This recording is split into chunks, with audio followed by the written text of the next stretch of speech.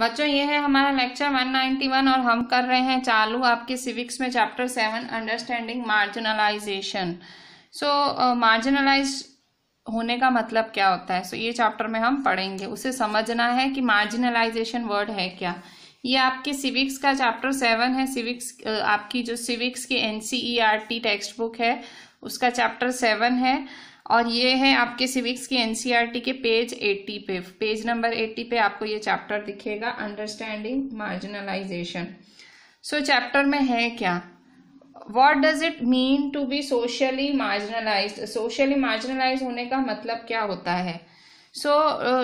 To be marginalised is to be forced to occupy the sides of fringes and thus not to be at the centre of things. Marginalise होने का मतलब margin क्या होता है, कोने, ठीक है, मतलब आपको कोने में ही रहना है, आपको बीच में नहीं आना है। ये आपने एक्सपीरियंस भी किया होगा आपकी लाइफ में।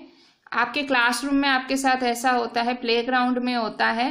अगर आप अपने क्लास के बाकी बच्चों के जैसे नहीं हो, जैसे कि आपको म्यूजिक अलग पसंद है, आपको पिक्चरें अलग पसंद है, या आपके बोलने का तरीका शायद थोड़ा दूसरों से अलग है, अगर आप बहुत दूसरों की तरह चैटिंग नहीं करते हो, या आपको वही गेम पसंद नहीं है जो दूसरों को पसंद है, और या आप दूसरी तरह से ड्रेसअप होके आते हो, कपड़े अलग से पहनते हो, तो आपको मतलब जो आपके पीयर्स हैं, पीयर्स मतलब जो आपके साथ वाले हैं, वो आपको अपने साथ रखने में हिचकिचाते हैं।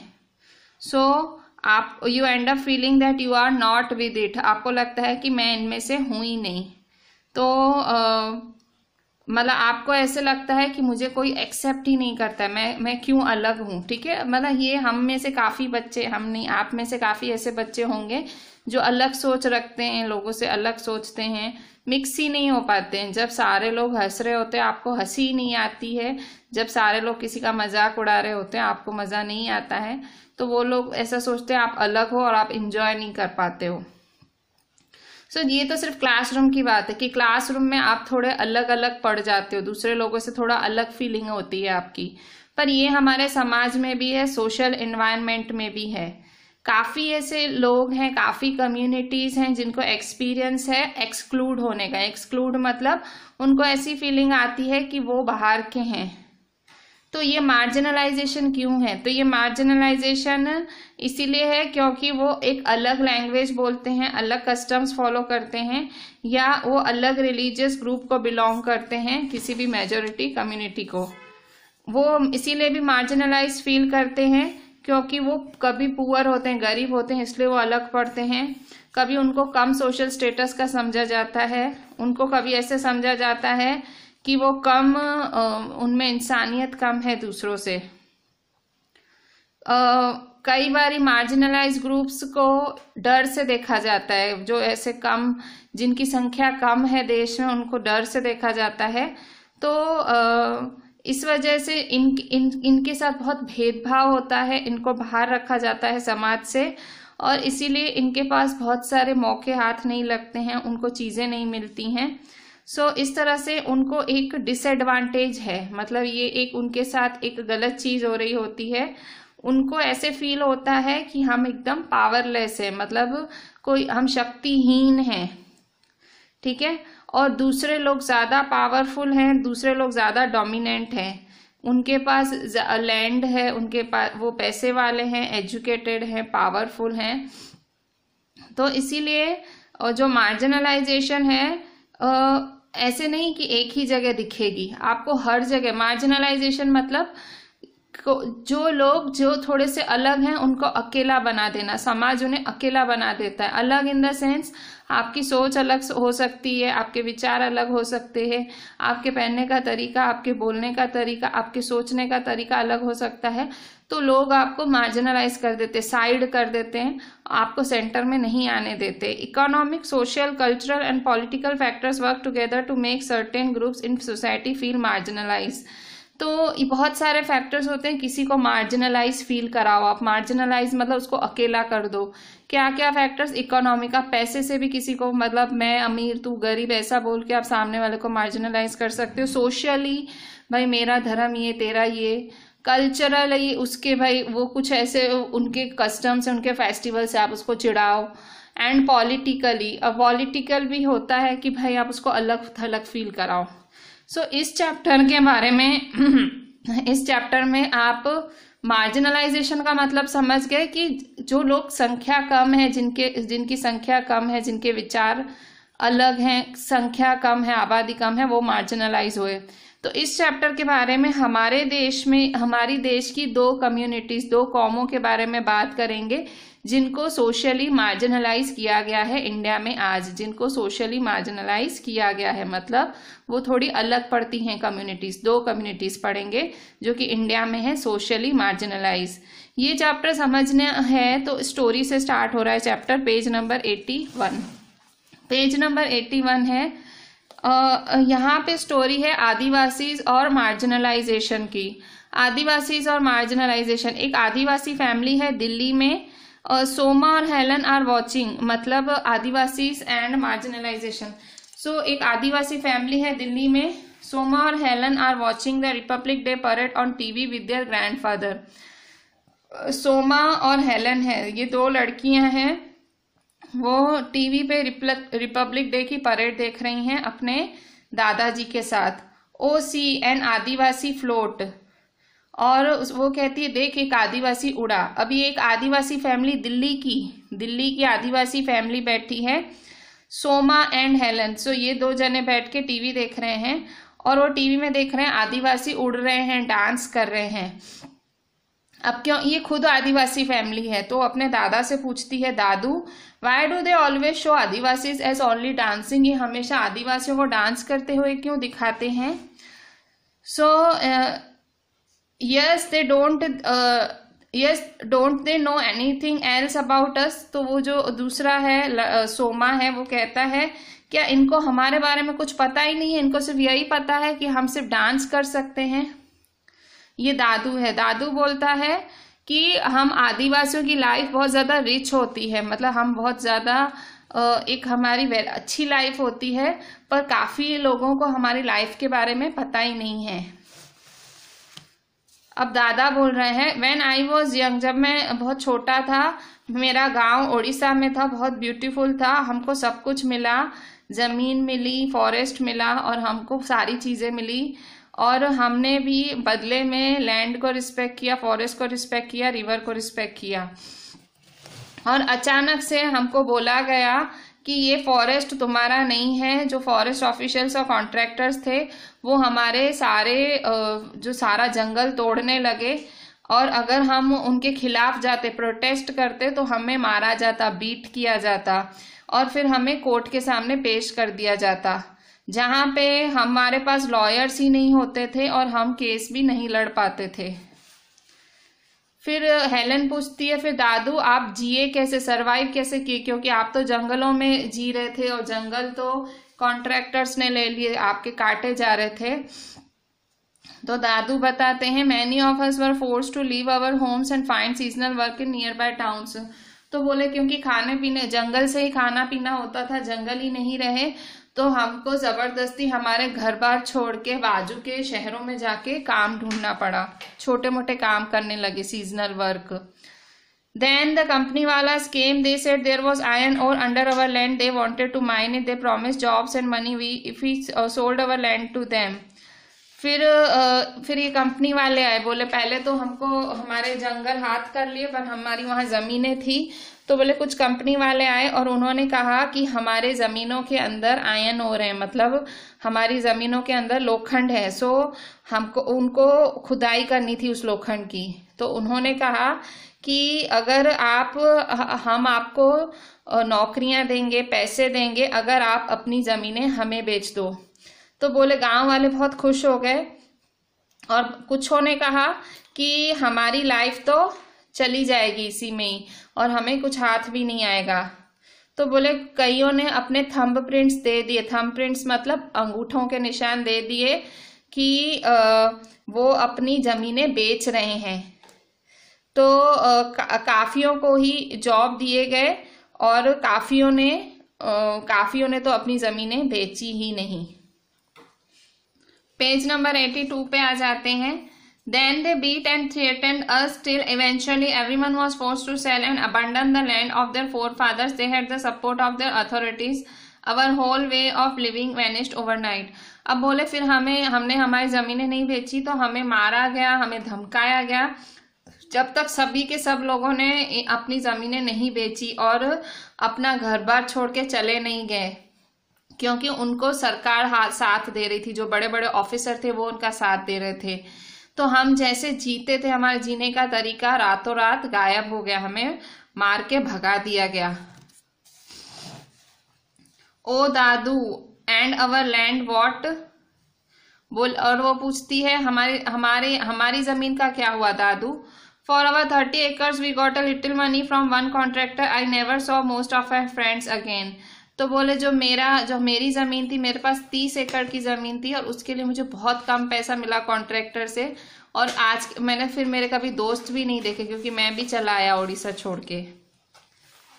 The money hardly lasted in the city, बोले इतना कम पैसा था तो मैं यहाँ सिटी में सर्वाइव ही नहीं कर पा रहा था, और अब हमारे पास जीवन जीने का जरिया भी नहीं था, कोई जॉब नहीं, कोई ज़मीन नहीं।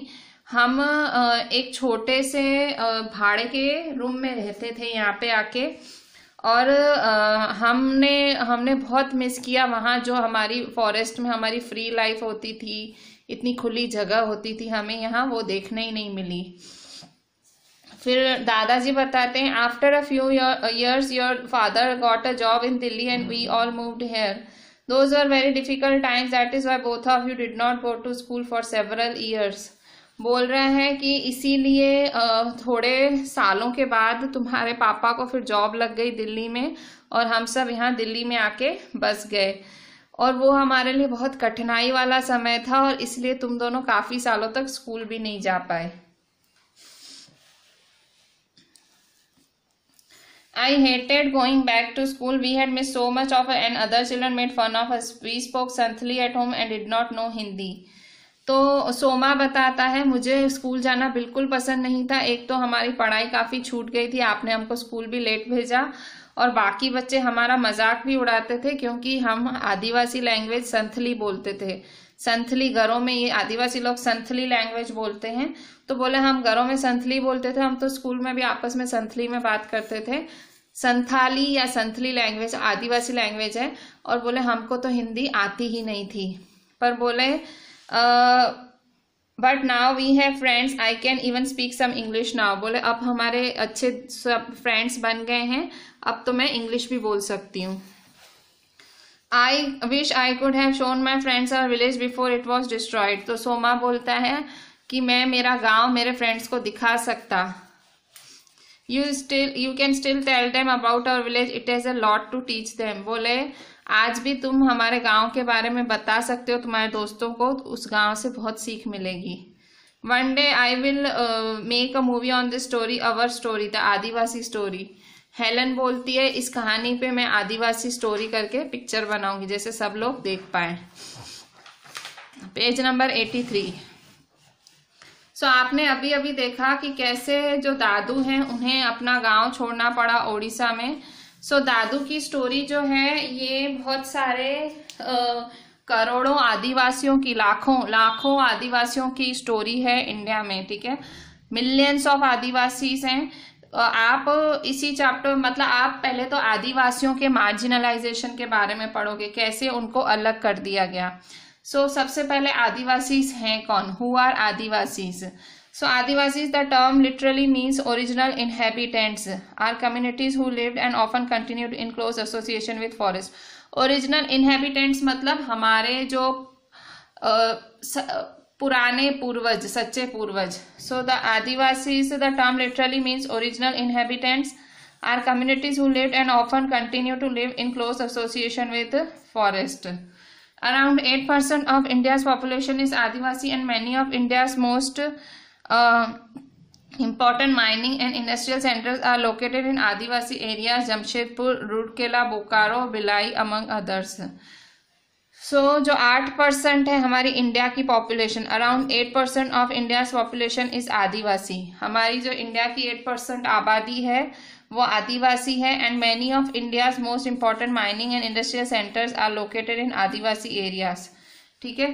सो जो हमारी 8% इंडियन पॉपुलेशन है वो आदिवासी है, और ज़्यादातर जो इंडिया की जो माइनिंग और इंडस्ट्रियल सेंटर्स हैं आदिवासी एरियाज में ही लोकेटेड हैं। खुदाई के और इंडस्ट्रियल सेंटर्स आदिवासी एरियाज में लोकेटेड हैं। जैसे कि कौन कौन सी आदिवासी एरियाज? जमशेदपुर, रूरकेला, बोकारो, भिलाई, ठीक है। Adivasis are not a homogeneous population. There are over 500 different Adivasis groups in India. There are over 500 different Adivasi groups. तो इंडिया में 500 तरह के आदिवासी ग्रुप्स हैं। और आदिवासीज कहाँ कहाँ मिलेंगे आपको इंडिया में, कौन कौन से स्टेट्स में मिलेंगे? So Adivasis are particularly numerous in states like Chhattisgarh, Jharkhand, MP, Odisha, Gujarat, Maharashtra, Rajasthan, Andhra Pradesh, West Bengal and in the north eastern states of Arunachal Pradesh, Assam, Manipur, Meghalaya, Mizoram, Nagaland and Tripura. A state like Odisha is home to more than 60 different. Odisha में आपको 60 से ज़्यादा आपको जो है ट्राइबल ग्रुप्स, आदिवासी ग्रुप्स मिलेंगे। आदिवासी जो सोसाइटीज़ हैं, आदिवासी लोग हैं, बिल्कुल अलग दिखते हैं क्योंकि there is very little hierarchy among them. This makes them radically from organized around principles of जाति वर्ण और those ruled by kings। मतलब एकदम अलग ही होते हैं, वो अलग अलग धर्म फॉलो करते हैं, बिल्कुल अलग ही होते हैं। Adivasis practice a range of tribal religions that are different from Islam, Hinduism, Christianity। जो रेगुलर रिलीजन्स होती हैं इस्लाम, हिंदुइज्म, क्रिश्चियनिटी, उसके अलावा वो अलग ही धर्म फॉलो करते हैं। वो कई बारी अपने पूर्वजों की पूजा करते हैं, अपने गांव की पूजा करते हैं, और तालाब, पेड़ पौधे, इन सब की पूजा करते हैं, साइट्स की पूजा करते हैं, माउंटेन, रिवर, एनिमल, ऐसे पूजाएं करते हैं, ठीक है। मतलब ये लोग अलग ही पढ़ते हैं। So Adivasis practice a range of tribal religions that are different from Islam, Hinduism, Christianity. These often involve the worship of ancestors, village and nature spirits. Nature spirit मतलब आत्मा, ठीक है। The last associated with and residing in various sites in the landscape, mountain spirits, river spirits, animal spirits. So the village spirits are often worshipped at specific sacred groups within the village boundary, while the ancestors are usually worshipped at homes. अच्छा, village spirits मतलब गांव की आत्माओं की पूजा कहाँ की जाती है? गांव की पूजा आप मतलब आत्मा इन द सेंस गांव की, तो गांव की पूजा कैसे करते हैं ये लोग? एक सेक्रेड ग्रुप में, मतलब एक जगह कहीं कोई मंदिर जैसा बना लेते हैं वहाँ। और जो एंसिस्ट्रल मतलब अपने पूर्वजों की पूजा ये लोग घरों में ही करते हैं। सो आदिवासियों को और मतलब कौन कौन सी रिलीजन्स और इन्फ्लुएंस करती हैं? So Adivasis have always been influenced by different surrounding religions like Shakta, Buddhist, Vaishnav, Bhakti and Christianity. तो आदिवासी इन सारी रिलीजन से प्रभावित हैं, मतलब वो ना इस्लाम ना हिंदुइज्म इन सब से नहीं, ये शाक्ता, बुद्धिस्ट, वैष्णव, भक्ति, क्रिश्चियनिटी। सो इन रिलीजन्स को भी ये लोग फॉलो करते हैं। Simultaneously, Adivasis religions themselves have influenced dominant religions of empires around them. So जो आदिवासियों की जो रिलीजन है have influenced dominant religions of the empires, मतलब उल्टा आदिवासियों की रिलीजन जो आजू बाजू के एम्पायर्स हैं उन लोगों को भी प्रभावित किया है इनकी रिलीजन्स ने। Page number 84।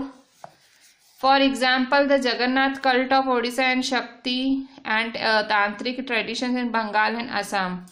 So ये जगन्नाथ का जो कल्ट का मतलब क्या होता है? कल्ट का मतलब पंथ होता है। पंथ मतलब भाई एक ट्रेडिशन टाइप, ठीक है।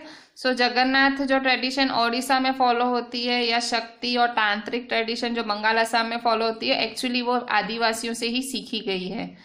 During the 19th century, substantial numbers of Adivasis converted to Christian, which has emerged as a very important religion in modern Adivasi history. फिर आगे जाके बहुत सारे आदिवासी क्रिश्चियंस बन गए, ठीक है। 19th सेंचुरी में बहुत सारे आदिवासियों ने during the 19th century substantial number of Adivasis converted to Christianity, मतलब उन्होंने क्रिश्चियनिटी धर्म सबने मिलकर अपनाया, काफियों ने।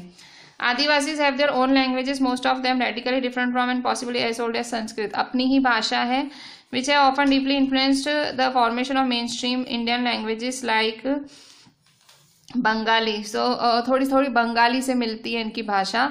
सांथली हैज़ द लार्जेस्ट, बंगालियों आदिवासियों की भाषा क्या है? Santhali has the largest number of speakers. सबसे ज़्यादा सांथली बोली जाती है आदिवासियों द्वारा। और इनकी भाषा किससे इन्फ्लुएंस्ड है? बंगाली, थोड़ी सी बंगाली जैसी दिखेगी आपको, ठीक है। अच्छा, आदिवासीज एंड स्टीरियोटाइपिंग। स्टीरियोटाइप मतलब किसी के बारे में धारणा बना लेना। धारणा क्या बना लेना? कि ये ऐसा है तो ये ऐसा ही होगा, ठीक है। भाई ये महंगे कपड़े पहनता है तो ये बहुत पैसे वाला होगा, वैसा भाई ऐसी धारणा, स्टीरियोटाइप बना लेना। तो जरूरी नहीं है जो महंगे कपड़े पहनता है वो बहुत पैसे वाला हो, शायद वो कपड़े महंगे पहनता हो पर उसके पास पैसा ना हो, ऐसा भी हो सकता है। स्टीरियोटाइप्स ये होते हैं धारणा, हमारी धारणा जो कि गलत होती है, जो हमारी सोच होती है। आदिवासीज एंड स्टीरियोटाइप भी वैसा ही है। आदिवासीज एंड स्टीरियोटाइप्स, आदिवासियों के साथ भी हमने काफी धारणाएं, गलत धारणाएं स्टीरियोटाइप से जोड़ी हुई हैं। In India we usually showcase adivasi communities in particular ways. तो इंडिया में हम लोग आदिवासियों के लिए कुछ पर्टिकुलर चीजें सोच ही लेते हैं कि ऐसा ही होगा, आदिवासी है तो ऐसा ही होगा। Thus, during school functions or other official events or in book movies, Adivasi are very portrayable in very certain ways. मतलब आपको कभी भी स्कूल का फंक्शन हो, कुछ भी है, तो आप आदिवासियों को कैसे दिखाते हो? अगर आदिवासी डांस करना हो तो कैसे करते हो? तो आप दिखाते हो। स्टीरियोटाइप्स क्या हैं आदिवासियों के? इन कलरफुल कॉस्ट्यूम्स, मतलब आदिवासी फुल तड़कीले भड़कीले कलर पहनेंगे। हेड गियर, उनके सर पे पंख होंगे। एंड थ्रू देयर डांसिंग, और उनकी अलग ही डांसिंग होती है आदिवासियों की। Besides this, we seem to know very little about the realities of their lives. हमें कुछ उनकी लाइफ के बारे में पता नहीं है, पर स्कूल के प्लेस में, बुक्स में आदिवासियों को ऐसे ही दिखाया जाता है, ठीक है। हम यही सोचते हैं कि वो लोग पिछड़े हुए हैं और एकदम बैकवर्ड से हैं, ऐसे कपड़े पहनते हैं। ये हमारी सोच है, ये स्टीरियोटाइप है हमारा, ठीक है। This often wrongly leads to people believing that they are exotic, primitive and backward. Often Adivasis are blamed for their lack of as they are believed to be destined to change on new ideas. हम ऐसे भी मानते हैं कि आदिवासीज नई चीज़ों को अपना नहीं सकते, नई सोच को अपना नहीं सकते, वो बहुत ही जिद्दी होते हैं, उनको अपने पुराने विचार ही, उनको उन्हीं से ही लग के रहना है। ये हमारी सोच है, ठीक है, ज़रूरी नहीं है ये आदिवासी ऐसे हैं। इस तरह से हमने स्टीरियोटाइप किया हुआ है, ठीक है। एक और ये भी स्टीरियोटाइप भी है। Often adivasi are blame for the lack of advantage as they are believe to be resistant. Resistant मतलब जिद्दी होते हैं कि हम हमारी सोच नहीं बदलेंगे। तो 3 स्टीरियोटाइप्स हैं। पहला तो वही हमारी सोच, गलत धारणा है कि वो लोग अलग कलरफुल कॉस्ट्यूम पहनते हैं, सर पे हेडगियर पहनते हैं, डांसिंग करते हैं। दूसरा, ये लोग पिछड़े हुए, बैकवर्ड होते हैं। और एग्जॉटिक मतलब जंगलों वगैरह में रहते हैं। तीसरा, हम सोचते हैं कि ये लोग अपनी सोच ही नहीं बदलते हैं। ये हमारी स्टीरियोटाइप्स हैं जो कि गलत हैं। आदिवासीज एंड डेवलपमेंट, आदिवासी और डेवलपमेंट, आखिर ये डेवलप कैसे हुई ये कम्युनिटी? आपने आपकी हिस्ट्री की टेक्स्ट बुक में पढ़ा होगा कि फॉरेस्ट बहुत ज़्यादा ज़रूरी थे एम्पायर्स के लिए। और metal ores like iron, copper, gold, silver, coal, diamonds, invaluable timber, most medicinal herbs and animal products and animals themselves all come from forest. सब कुछ फॉरेस्ट से आता है, ठीक है, ये सारी लिस्ट थी फॉरेस्ट से आती है। In addition the continuation of life dependent heavy, मतलब फॉरेस्ट पे हमारी पूरी लाइफ टिकी हुई है। That help recharge many of India's rivers and becoming clear now crucially to the available quality of our air and water. ये forest का सारा गुणगान गाया हुआ है कि फॉरेस्ट कितने इंपॉर्टेंट है। Forest covered the major part of our country till the 19th, and Adivasis had a deep knowledge of access to and as well as control over most of these vast tracts at least till the middle of 19th century. तो forest हमारी सभ्यता का एक बहुत ही ज़रूरी हिस्सा रहा है। फॉरेस्ट से हमें सब कुछ मिलता है। फॉरेस्ट से हमें अच्छी हवा, पानी ऑब्वियसली, पानी का फ्लो बना रहता है, फॉरेस्ट रहता है, तो वहाँ से हमें मेडिसिनल हर्ब्स मिलते हैं, फ्रूट्स, वेजिटेबल्स, ठीक है, बहुत सारी चीज़ें। आगे वाले पेज पे लिस्ट दी हुई थी लंबी सी, ये है पेज 85। फॉरेस्ट से सब कुछ मिलता है। तो काफ़ी फॉरेस्ट इतने ज़्यादा घने गहरे होते हैं, तो आदिवासी वहाँ रहते थे, तो आदिवासियों को सब रास्ते वगैरह सब पता थे, कौन सी चीज़ कहाँ है, सब कुछ पता था। इवन ये फॉरेस्ट से समझो कुछ लाना हो, वो कुछ काटना हो, तो जो अंपायर्स होते थे, राजा महाराजा, ये लोग आदिवासी को ही बोलते थे कि ये चीज़ें लेके आओ फॉरेस्ट से। So this is radically contrary to our image of today somewhat marginal and powerless communities. मतलब राजा तक आदिवासियों पे डिपेंडेंट होते थे, मतलब क्योंकि आदिवासियों को फॉरेस्ट का चप्पा चप्पा पता था और पूरा जो एम्पायर था, राजा की जो पूरी प्रजा थी वो फॉरेस्ट के प्रोडक्ट्स पे डिपेंडेंट थी, ठीक है, फ्रूट्स, वेजिटेबल्स, मेडिसिनल हर्ब्स, और इवन वहाँ फॉरेस्ट में खुदाई करो तो डायमंड वगैरह भी निकलते थे, कोल और ये सब निकलता था, आयरन, और राजा की आर्मियाँ, एलिफेंट्स वगैरह, हॉर्सेस, वो भी फॉरेस्ट से। सो मतलब राजा इवन आदिवासियों से, मतलब आदिवासियों का वो था, मतलब आदिवासियों पर डिपेंडेंट था खुद पूरा अंपायर। तो हमने क्या सोचा हुआ है कि आदिवासी कम्युनिटी पावरलेस है, कि भाई वो तो उसको तो पावर ही नहीं है, पर आप देख सकते हो कि खुद राजा ही आदिवासियों पर डिपेंडेंट है। In the pre-colonial world, they were traditional range hunter-gatherers and nomads and lived by shifting agriculture and also cultivating in one place. So जब ये जो ब्रिटिशर्स आए तो ये कैसे जीने लगे आदिवासी? They were traditionally range hunter-gatherers. वो मतलब हंटिंग करते थे, गैदरिंग, नोमाड्स मतलब घूम फिर के, और शिफ्टिंग एग्रीकल्चर, कभी यहाँ एग्रीकल्चर कर लिया कभी वहाँ, and also by cultivating in one place, एक ही जगह खेती करके वो जिया करते थे।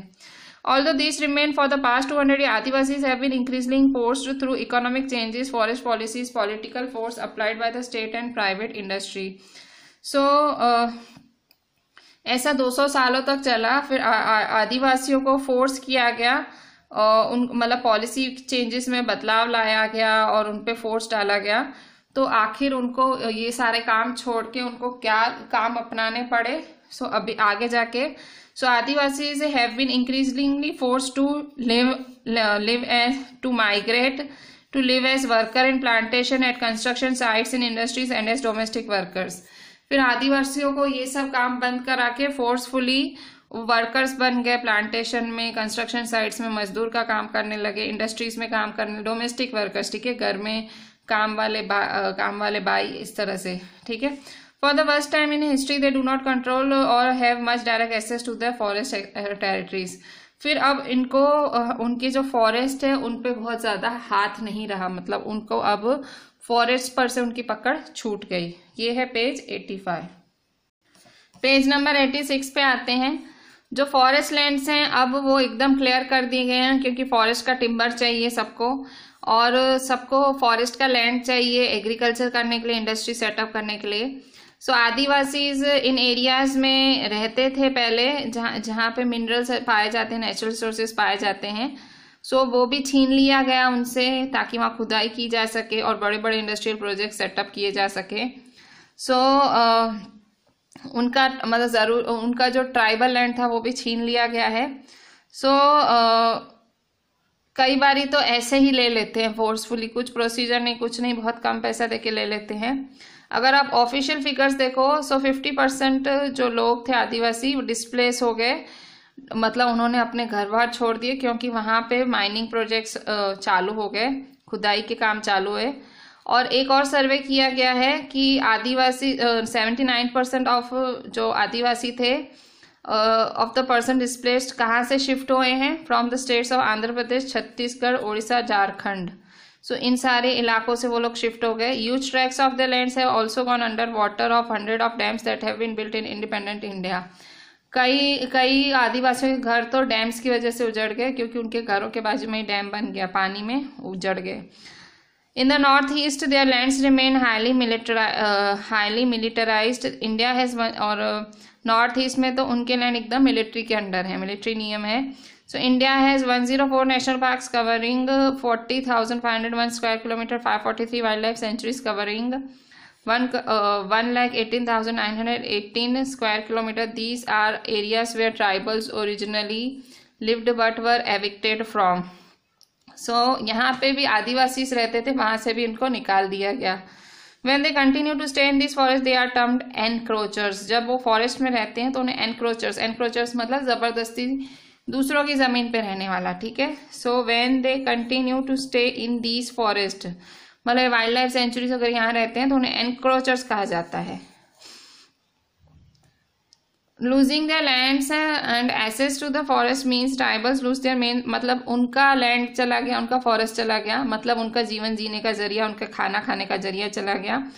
सो उनके मतलब होमलैंड्स चले गए। सो काफ़ी आदिवासी से सिटीज़ माइग्रेट कर गए काम की तलाश में, जहाँ उन्हें बहुत कम वेजेस दिए जाते थे। दस दे गेट कॉट इन मतलब फिर वो लोग एकदम पुअर हो गए, उनको अब कुछ रहा नहीं उनके पास। जो 45% हैं tribal groups in rural areas, 35% in urban areas live below poverty line. अगर आप आदिवासी ग्रुप्स की बात करो तो 45% जो आदिवासी ग्रुप्स हैं वो रूरल एरियाज में रहते हैं, 35% रहते हैं अर्बन एरियाज में। सो इसकी वजह से एक डेप्रीवेशन हो गया है, एक मतलब उनको किल्लत आ गई है। काफ़ी आदिवासियों के बच्चे माल नरिश्ड होते हैं, मतलब उनको पोषण भी नहीं मिलता है, पढ़ा भी नहीं सकते, पैसा ही नहीं है। सो आदिवासी से जब उनके घर बार छीन के उनको निकाल दिया गया, सो उनके they lose much more than मतलब उनका सब कुछ छिन गया, उनकी ट्रेडिशंस चली गई, कस्टम्स चले गए, उनके रहने का तरीका चला गया। वो बोलते हैं, आदिवासी क्या बोलते हैं कि उन्होंने हमारा लैंड ले लिया, कुछ ही घर छोड़े, और उन्होंने हमारा जो कब्रिस्तान था वो ले लिया, टेम्पल ले लिया, वेल ले लिया, पॉन्ड ले लिया, हम कैसे जिए।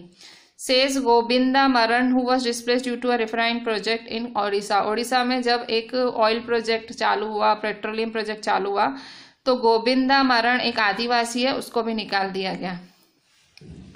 सो आपने जैसे कि पढ़ा, एक इंटरकनेक्टेडनेस है इकोनॉमिक और सोशल डायमेंशंस के बीच ट्राइबल लाइफ के।